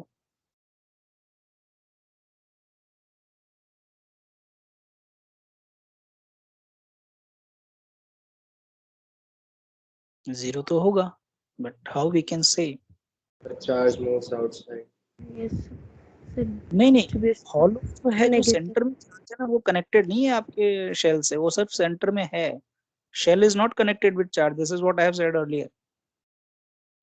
Shell और charge के बीच में कोई कनेक्शन नहीं है। You don't have a wire which is connected to the centre and with your shell. Sir centre वाला चार्ज इंड्यूस कर देगा चार्जेस को, पॉजिटिव नेगेटिव, और फिर ऊपर वाले पॉजिटिव चार्जेस सरफेस पे चले जाएंगे, तो अंदर जीरो हो जाएगी इलेक्ट्रिक फील्ड। सो लेट अस मेक, जितना भी ये चार्ज है ना पॉजिटिव, उतने ही अमाउंट का जो इसके दो सरफेस है, जो शेल है ना इसके दो सरफेस है, एक इनर सरफेस है, एक आउटर सरफेस है। तो इनर सरफेस पे क्या होगा, let us use blue for negative because it will induce blue. आपके जो इलेक्ट्रॉन्स, फ्री इलेक्ट्रॉन्स होंगे ना, it will try to attract all those free electrons. It will take close to it, let us make 3 4 5 6 7 and 8. So they are appearing just at the surface of this inner radius. ये मैंने बाहर इधर बना दिया, but वो surface पे है, ठीक है। They are being attracted by this positive charge. Is it clear? Yes. Yes, So sir. how many? There are 3 plus 3 8 है, तो इतने ही 8 आपके outer boundary पे deficient हो जाएंगे। Deficient means less of negative charges, so that area will become positive. 2 3 4 5 6 7 and 8. Now you start analyzing according to Gaussian analysis. अब देखो यहाँ पे क्या होगा, अब फॉर्मूले में क्या आएगा, टोटल इनक्लोज चार्ज कितने हो गए, इस स्फीयर की बात कर रहे हैं, सेकंड वाले, this green one. So it is enclosing a positive charge also and enclosing a negative. Normally ये दोनों इक्वल होंगे, तो आपका होगा Q प्लस जो आपका बैठा हुआ है plus another charge q which is induced, and this q induced is actually minus q. So this is plus q minus q. नीचे अच्छा एप्सिलॉन नॉट भी है, नीचे यहाँ पे एप्सिलॉन नॉट भी. So this will be 0 upon epsilon, that is equal to 0. Is it clear? Yes. Okay. When you take the third case, that is r greater than b, again E dot ds will give me the same thing, उसमें कोई ज्यादा फर्क नहीं होगा, and closed divided by epsilon naught, and this will be E 4 pi r square. यहाँ पे r different है, which is greater than b है. Now this will be plus q जो सेंटर में एक चार्ज है, माइनस q जो आपके, इसको मैं कह देता हूं induced, and which is at the surface A, and there will be plus q induced which is at the surface B. Is it clear? भाई टोटल चार्ज तो आप उतने ही देखोगे ना, आपको प्लस भी दिख रहे हैं, माइनस भी दिख रहे हैं, और एक सेंटर में भी दिख रहा है. Obviously this is equal to this one and this is also equal to this one, so this is 2 positive q minus q, that is equal to q and divided by epsilon naught. मतलब सारे term में epsilon naught था, यहाँ पे भी epsilon naught है. So this is again, it is similar to that one. Is it clear now? Yes, sir. Is it clear? Yes, yes. अगर Yes, ये sir.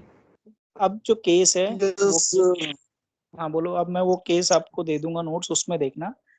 That is, if you have a cavity and if you have a non-conducting shell of a certain thickness, यानी certain thickness कहने का मतलब उसका inner radius और outer radius same नहीं है. जब शेल की हम बात करते हैं तो शेल दो तरीके के होंगे, एक जिसमें बहुत ही थिन होगा, उसका रेडियस आउटर और इनर का सेम होगा, तो that will be a thin shell. So that is a very simple case जो एक शेल की तरह है. बट कुछ शेल ऐसे भी हो सकते हैं which have certain thickness in, and that is a non conducting, तो उसमें यूनिफॉर्मली चार्ज आपका डिस्ट्रीब्यूटेड है. एक प्रॉब्लम भी है ग्रिफिथ्स में, शायद कोई प्रॉब्लम है in which they have discussed about that, कि वो शेल है उसमें बीच में कैविटी है और नॉन कंडक्टिंग है, उसमें डेंसिटी उन्होंने वेरी कर दिया. Density is proportional to some function of R, radius के अकॉर्डिंग डेंसिटी वेरी हो रहा है. Then find the electric field inside within that shell and outside that shell. तो 3 केसेस आपको करने हैं, वो मैंने सॉल्व कर दिया है, आपके जब नोट्स दूंगा तो उसमें आपको दिख जाएगा. But in that case what you have, वहां पे ये केस नहीं आएगा, ये कंडक्टिंग था तो यहाँ पे इंड्यूस चार्ज का केस आ गया और आपके चार्जेस बड़े इक्वली स्पेस, वहां पे यूनिफॉर्मली डिस्ट्रीब्यूटेड है. So then you have to consider that rho is there, कोई डेंसिटी है और उस डेंसिटी को आपको इंटीग्रेट करना पड़ता है वॉल्यूम के रिस्पेक्ट में. अगर डेंसिटी फिक्स्ड है तो उसको बाहर निकाल लेते हो, वॉल्यूम को डायरेक्टली आप लिख देते हो. अगर डेंसिटी आपका वॉल्यूम मतलब रेडियस या लेंथ या किसी भी फैक्टर पे डिपेंड कर रहा है तो then you have to do the proper integration. Clear? तो वो आपको प्रैक्टिस करना है.